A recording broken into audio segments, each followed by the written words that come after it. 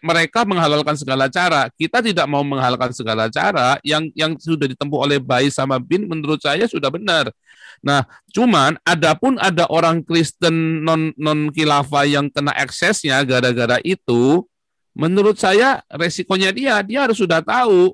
Walaupun dia non khilafah atau Kristen sekalipun, pendeta sekalipun nggak urusan. Berarti dia bakal, misalnya dia pendeta pun berarti calon-calon pendeta radikal tuh. Nah, saya kira begitu Pak Jenderal. Oke lah, saya setuju. Ya, makanya selalu kita mulai dari mengapa. Ya. Mengapa tiba-tiba ada tes wawasan kebangsaan? Kenapa hanya KPK yang dites wawasan kebangsaan? Ya. Nah, yang begini ini kan berarti ada latar belakang lain. Why? Makanya saya selalu bilang why. Ya. Nah, sekarang katakanlah dia ini untuk menjebak si Novel Baswedan. Nah, sekarang kalau kemarin Novel Baswedan lulus, terus apa yang terjadi lagi? Nah, saya bukan Novel Baswedan. Nah, kalau saya dulu di Taruna, saya pernah dapat nilai 60. Saya tanya gurunya, saya nggak yakin saya dapat 60. Betul Pak Tobing, coba dicek. Tapi kalau Anda disuruh mengecek lagi nanti hasil tes Anda kalau benar hasil tes Anda jelek, turun 20 nilai. Oke Pak, saya siap. Tapi ternyata nilai saya 80. Terus bagaimana? Lah, ini kita hati-hati. Makanya kita lihat dulu, apa sasaran tes ini. Ya. Sasaran strateginya ini kita kan tidak tahu. Itu kan yang tahu Bais sama Bin. Tahu. Itu mereka sudah disetujui undang-undang pegawai KPK ya untuk menjadi ASN itu sudah disetujui oleh DPR dan itu sudah undang-undang itu sudah sudah kali kong semua Pak Hendro. Jadi nggak bisa begitu. Sebentar, ini kita stop dulu nih. Ini ada Beta Maluku nih. Kemarin dia ada ide bagus. Mungkin Pak Beta Maluku bisa kasih masuk dulu supaya ada wacana lain. Silakan Pak Beta Maluku. Ya, terima kasih Bung Paul. Ya. Teman-teman di grup. Menanggapi ini semua, saya lihat kelemahan negara ini dasarnya belakangan ini ya, menyangkut khilafah atau apa itu. Intel negara kita lemah. Intel lemah ini. Sehingga antisipasinya nggak ada. Dan mereka berkembang begitu luas. Solusinya sekarang kita bicara. Videonya kepotong Pak Beta Maluku. Apanya Pak? Iya, ini bagus. Sip. Tadi kepotong tadi. Mantap begini ini. Ini orang-orang pemberani begini harus kita berdayakan ini. Amin. Ya, jadi solusinya ini yang kita harus pikirin. Yang Pak Jenderal bicara itu benar. Maksudnya gini, kalau dia berpandangan, berpikir, bicara, itu masih nggak kena, dasar hukumnya belum bisa dikenakan hukum. Tapi kalau dia beraksi, baru dia bisa dikenakan hukum. Jadi khilafah khususnya yang 75 di KPK itu, berapa orang yang tidak lulus, itu nggak bisa diapa-apakan. Tapi begitu dia melakukan tindakan yang menyalahi hukum, baru bisa ditindak. Nah, kalau bicara khilafahnya, itu kan berkembang dari sel-sel di bawah, entah di rumah ibadah, entah di dalam rumahnya, atau organisasi yang legal ya, tapi ada sebagian sudah dilarang. Nah, gimana untuk menyetop itu semua ya? Negara harus berperan dalam artiannya di depan itu intelnya harus bergerak sehingga mereka bisa di stop. Kemudian pendidikannya di sekolahnya harus dibenahi. Gitu. Nah, kalau enggak juga ya kita akan terus berkutat. Belum lagi dengan kericuhan kebobrokan negara, aturannya overlapping kadang, ya kan? Belum lagi dengan korupsinya. Jadi kusut. Nah, kalau kita mau bicara ini apa gimana? Apa harus civil war? Kan enggak. Dan udah terlambat juga civil war. Apa harus diadu lagi? Kayak waktu 99 yang rusuhnya di Jakarta, Maluku yang dikorbankan untuk alihkan isu segala macam. Ya kan? JK SBY juga terlibat di situ, tapi malah jadi presiden, wakil presiden.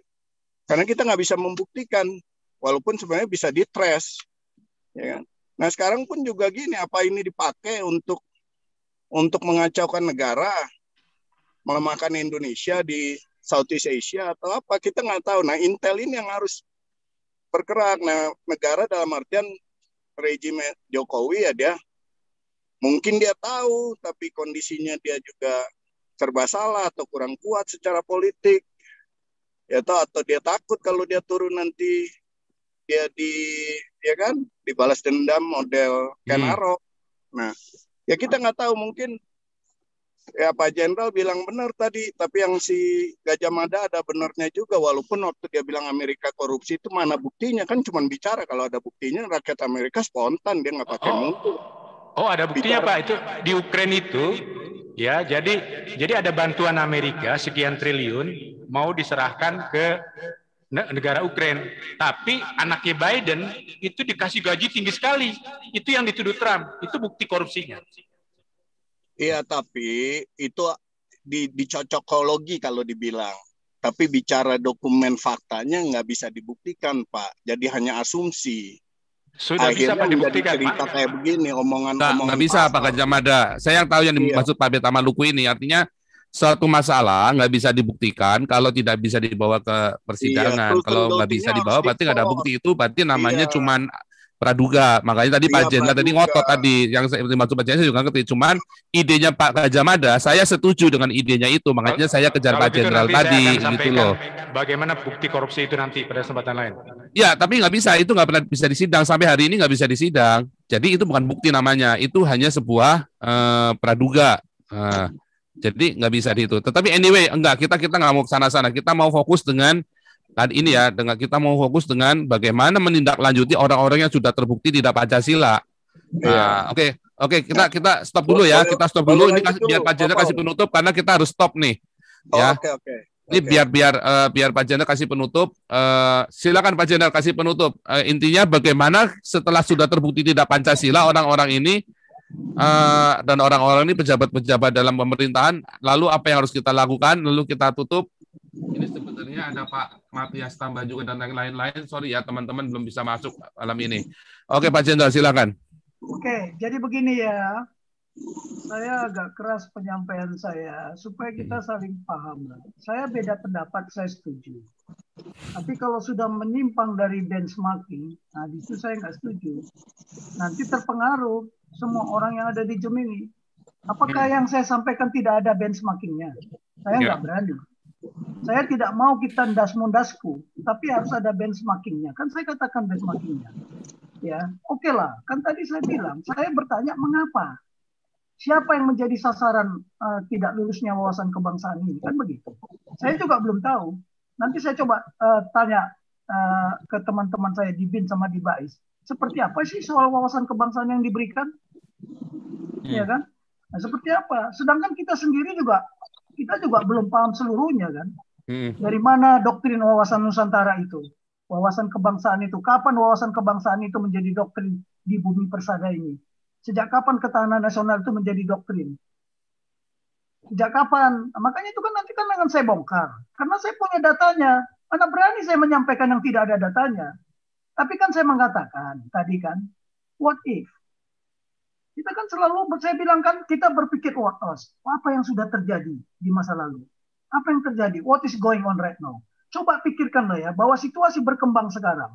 Kemarin ada kejadian di Masjid Al-Aqsa. Ya, di Israel. Itu pasukan polisinya Israel sudah tembak-tembak nggak karuan itu. Sampai granat-granat kejut sudah disampaikan di sana. Itu tema kita besok itu. Nah, kejadian di sana ada dampaknya nggak ke Indonesia? Nah, yang begini-begini kan harus kita pikirkan juga. Itu wawasan kebangsaan nggak? Termasuk wawasan kebangsaan.